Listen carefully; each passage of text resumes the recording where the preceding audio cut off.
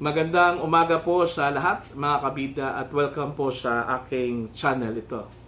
Medyo nakakagulat po itong article po ngayon ni Retired General Romeo Poquis ng Philippine Air Force mga kabida. Ito po ay patungkol doon sa kumakalat po ngayon na dalawang articles ng sinasabi po isang disgruntled officer ng Armed Forces of the Philippines. Although hindi sinabi po dito kung ito po ba ay active or retired, pero pag sinasabi po nating disgruntled, most likely active yan mga kabida, dito sa dalawang articles, di umano sinabi po dito ni General Poquis sa kanyang article, isiniwalat po daw dito yung baho po daw ngayon ng Armed Forces of the Philippines. Lalong-lalo na po yung pinagagawa po ngayon ng kanilang Chief of Staff. Kasi nabanggit po dito yung pangalan po ni General Romeo Bronner. So, babasahin ko po mga kabida, itong article po ni General Romeo Poquis, retired. Kasi para sa akin po, nakakatakot po ito. Okay? Kasi ang akala po natin mga kabida, tahimik po itong AFP. Kahit na po, marami na pong nanawagan na dapat magsalita na po, pero ang parati ho nating naririnig yung statement mula sa leadership po ng AFP na ang AFP ay hindi ho daw mangingialam sa usaping pampolitika dito ho sa ating bansa. Kasi unang-una po, ang AFP ay isa hong apolitical organization, isa hong professional organization na ang tangihong trabaho nila is magbantay po, to serve and protect the Filipino people. Okay. Balikan po natin ito kung article po ni General Romeo Poquis po mga kabida. Sabi ko nga kanina, medyo nakakagulat po ito,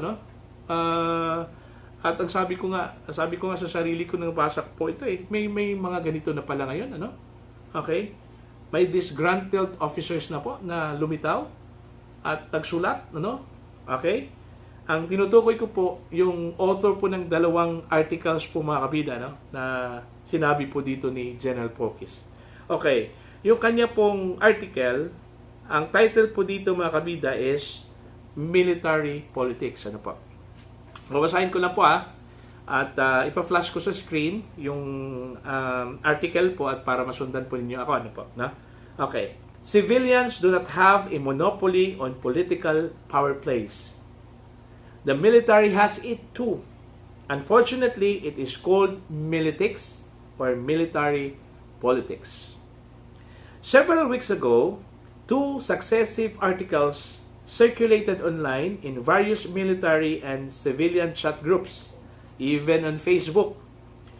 The damning articles, which became viral, opened cans of worms in the AFP. Ang sabi po dito ni General Poquis, itong dalawang articles daw, nag-open daw ito ng can of worms. Kumbaga, yung baho. Okay? Now, patuloy po tayo.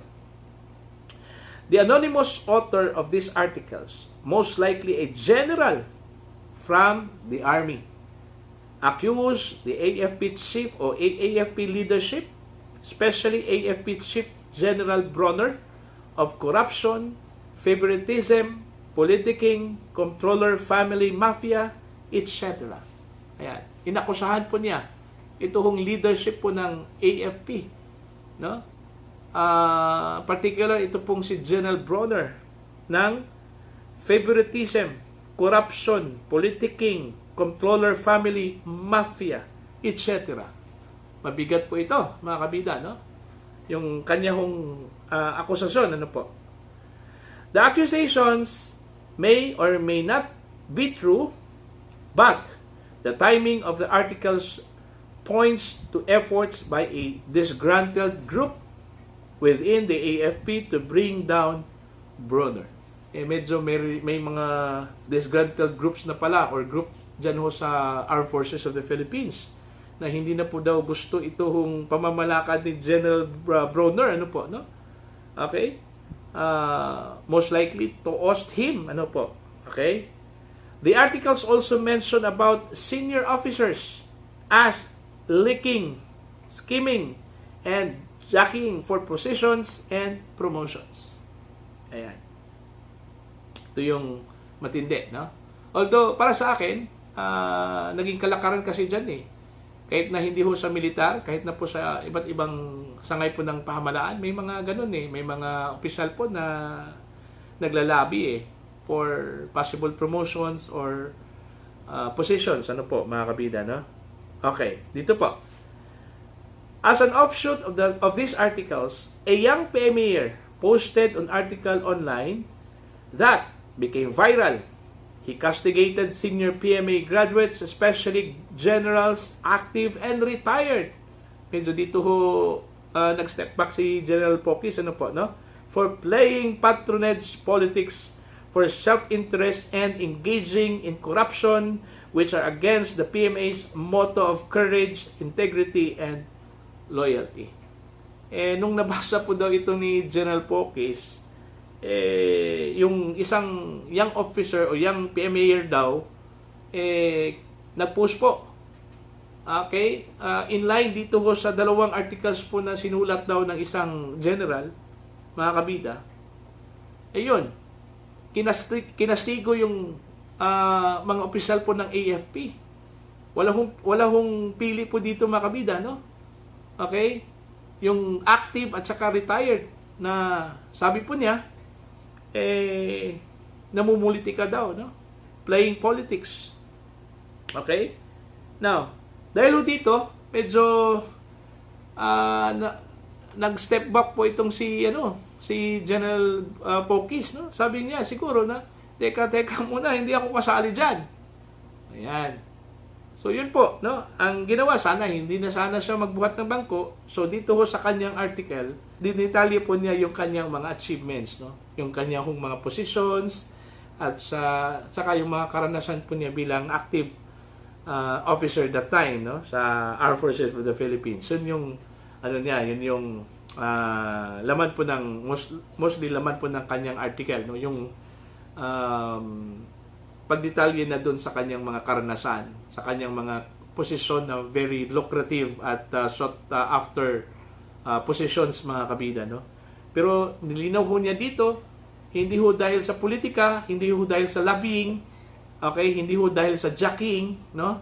Kundi according to his merits po ito, no? Hindi ho niya hiningi.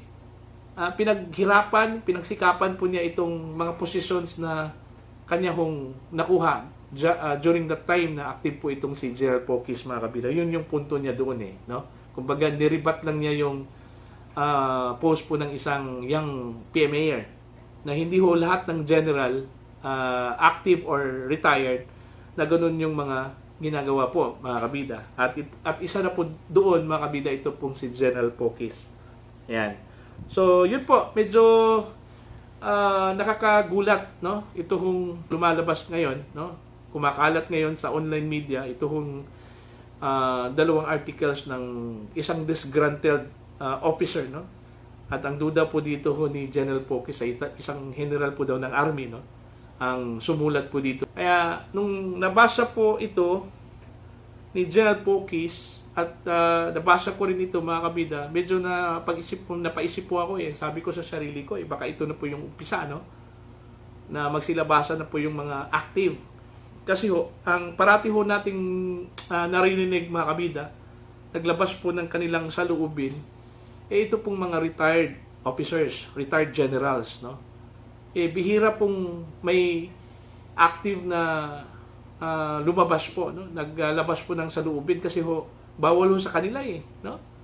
Bawal ho sa kanila, bawal ho magsalita laban po sa kanilang institusyon.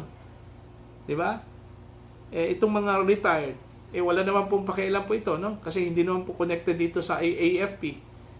Yun, pwede sila, no? Pero itong mga active, may utos mula sa leadership po nila, bawal talaga magsalita. Okay? Siguro, idinaan na lang po sa anonymous para ho makapagpalabas lang po ng saloobin kasi ho kailangan yan, no? Kailangan po yan, no? Kung sa tingin po nila medyo hindi na po maganda yung mga ganap, no? Sa kanilang hanay po, mga kabida, no?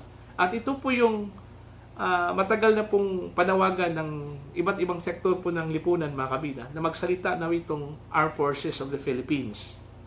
Okay? Ang panay lang nating marinig yung statement mula sa kanilang leadership na ang Armed Forces of the Philippines daw ay hindi ho makingialam doon ho sa isyong politikal, no? Kasi ho, ang AFP ay isa pong professional organization, isa pong apolitical organization. Yun po yung parati ho nating naririnig, mga kabida. At may narinig din ako na may sinabi po itong si General Bronner na dapat ho ipatronize yung election at hindi ho sagot yung kudita, no, para ho i-address po itong mga ganap, yung naging problema po ngayon, lalong-lalo na sa issue po ng politika dito ho sa ating bansa, mga kabida na po, no? So, anong sa tingin ho ninyo, no? Dito ho sa post po ni General Pukis, no? At ito hong kumakalat po ngayon ng mga articles na sulat ho daw ng isang general at naglabas po ng baho po ng AFP, lalong-lalo na po ito hong pinagagawa daw ni General Romeo Bronner, kabida, no? Na allegedly involved sa corruption, favoritism, politicking, at iba pa, no? Kung ganun, baka ho may mga young officers, yung mga subordinates, no, na iba kasi yung inaakusahan yung leader, no? Okay, nakakaapekto yan doon sa iba pang mga leaders po, no? Mga subordinate, mga kabida. So hindi natin alam kung totoo po ba ito o hindi, ano po. Kasi anonymous kasi yun, no, yung naglabas daw ng article, mga articles daw, mga kabida, sabi ho ni General Romeo Pukis, ano po, no? Pero isa po itong indikasyon, no?